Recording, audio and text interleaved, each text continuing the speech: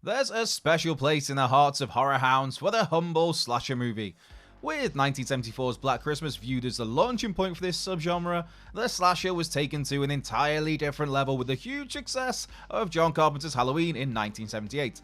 And as the 70s rolled into the 80s, we had some pretty darn awful slashers, and some absolutely great slashers. However, some of those great ones flew a little under the radar, overshadowed by bigger budgeted features, or simply released towards the end of the decade as audiences' taste started to veer away from the subgenre.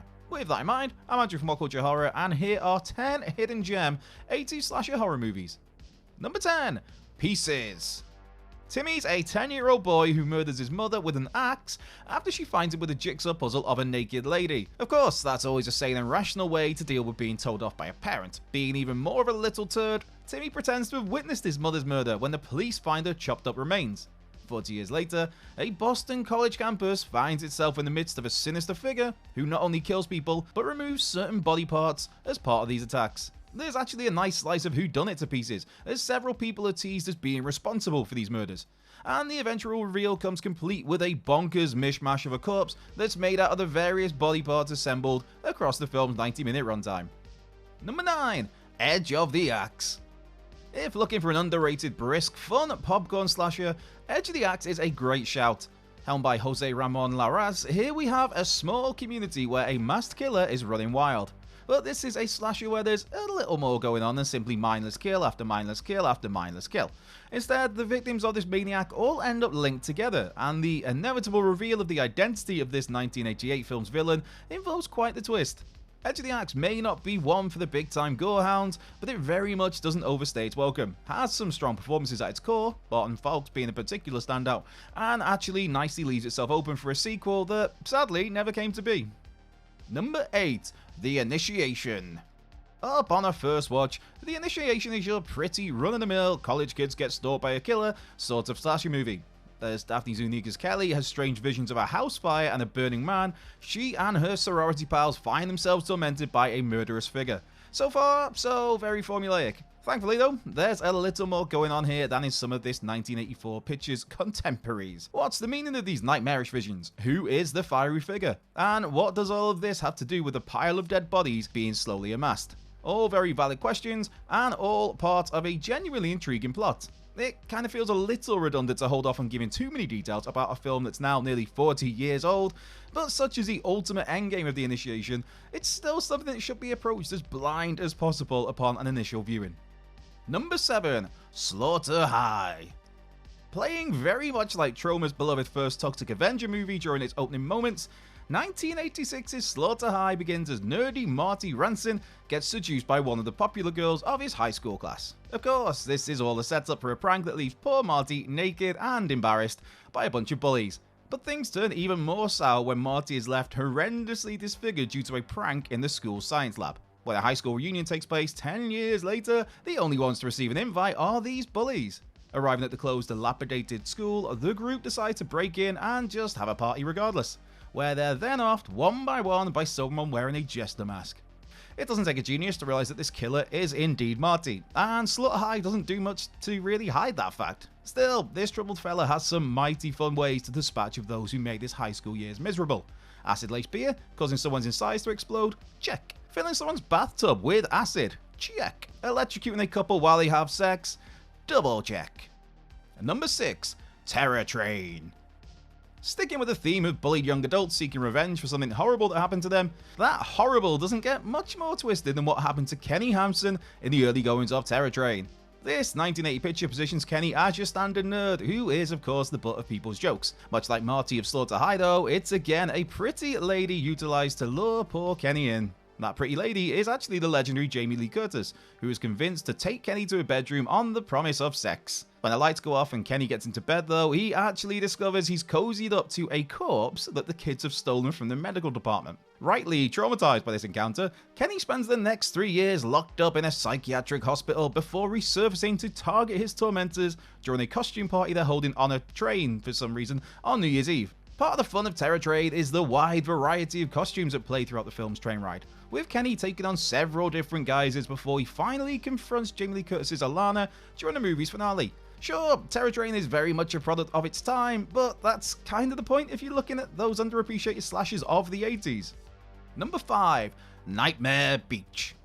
Set in Miami during spring break, Nightmare Beach features a helmet-adorned, murderous motorcycle enthusiast who has young partygoers in their crosshairs. From director Umberto Lenzi, this 1988 feature has a great mystery at its core where it relates to the identity of this killer. And to add further to all of this, Nightmare Beach opens by showing the leader of a biker gang given the electric chair treatment due to his role in the death of a woman.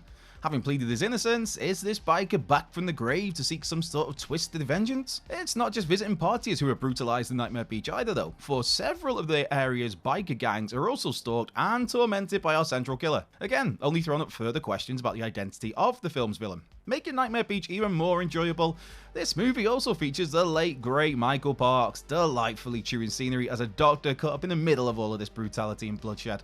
Still so very missed. Number 4. Blood Rage. Anchored by a great, often erratic turn from Mark Soper in Dual Rose, 1987's Blood Rage revolves around twin brothers Todd and Terry. As youngsters, these siblings are taken along for one of their mother's dates at a drive-in theatre. But the two take a walk which shockingly concludes when Terry kills some horned-up teenager with an axe. If that wasn't enough, he then puts the bloody weapon in the hands of his traumatized twin brother, with Todd framed and locked up in a mental institution. Skipping ahead to Thanksgiving 10 years later, the announcement of his mother's engagement triggers Terry's murderous urges to resurface, conveniently at the same time that Todd has just escaped. The bodies pile up, questions arise once it becomes apparent that Todd is back on the scene, and Blood Rage serves up some fantastically imaginative sequences, as torsos are ripped in half and beer-holding hands are severed. Plus, there's a blink and you'll miss it cameo from genre fave Ted Raimi as a fella randomly selling condoms in a public restroom, as you do. Number 3. The Undertaker. A 7-time world champion and one of the greatest wrestlers to ever lace up a pair of boots, The Undertaker finally took his place in the WWE Hall of Fame in 2022. Oh wait, no, not that Undertaker. Okay. Frank Stefanino's The Undertaker. Yes, it's a hidden gem slasher movie that was literally hidden for the longest time. You see, The Undertaker never received a theatrical release, nor did it receive a VHS release, and supposedly the only finished copy belonged to star Joe Spinell. When Spinell passed away shortly after the movie was completed in 1988, the film became somewhat of a white whale for horror hounds, with various bootleg versions eventually surfacing. 2016 though, that would see The Undertaker finally recut and restored for a Blu-ray release, and the movie can nowadays be found on streaming services such as Prime Video. It may not be the greatest of films, mind, but this is one worth seeking out solely for how long it was literally impossible to find. As for the plot, it's a largely paint-by-numbers affair as Spinell plays an Undertaker, in case you hadn't guessed, with a penchant for killing young women. Some of the acting is pretty painful in parts, and the editing is a little ropey in places. But again, The Undertaker deserves a spot on this list due to its rather unique spot in slasher movie history. Number 2. The Mutilator. Buddy Cooper's The Mutilator is one of the great overlooked slashers of its time. Sure, it might be a personal guilty pleasure of mine, but that really is just a whole bunch to enjoy about this 1984 picture. The opening sequence shows Big Ed returning home to celebrate his birthday.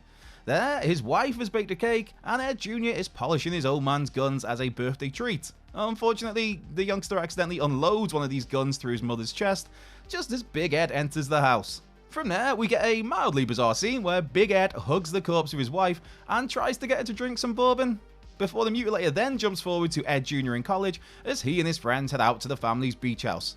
Of course, Big Ed has spent the subsequent years stewing over his wife's death and detesting his own son. As such, he's waited at this beach house to slaughter Ed Jr. and his pals. What follows are some nice kills, some decent gore, and the ridiculously cheesy but very, very catchy 4-break theme song. Number 1. Psycho 2. Alfred Hitchcock's Psycho is obviously one of the most famous, influential films in the history of cinema, period. But what most people don't talk about is that picture's sequels. Granted, some of those follow-ups are a little rough around the edges, but 1983's Psycho 2 is an absolute belter. Picking things up as Anthony Perkins' Norman Bates is freed after 22 years in a mental asylum, Psycho 2 centers on Norman as he tries to reintegrate himself into society, all as a spate of new murders begin to take place in and around the infamous Bates Motel.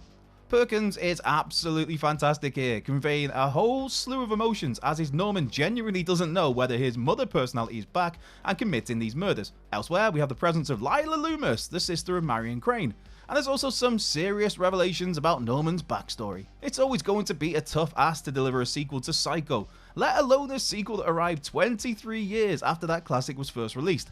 But Psycho 2 delivers a fascinating tale that deserves to reach a wider audience. Go and check it out. So, that's our 10 hidden gem 80s slasher horror movies. Be sure to like, subscribe, comment, share, turn those notification bells on, and come and give us a follow on X at WhatCultureHorror. While you're there, you can find myself at Cultured Left Peg, but most importantly, be sure to have the best possible day. Whether you're doing something or whether you're doing just absolutely nothing at all, I hope it goes really well for you. And if things aren't going so well, I really do hope they turn around as soon as possible. I've been Andrew Pollard from What Culture Horror, and I'll catch you down the road.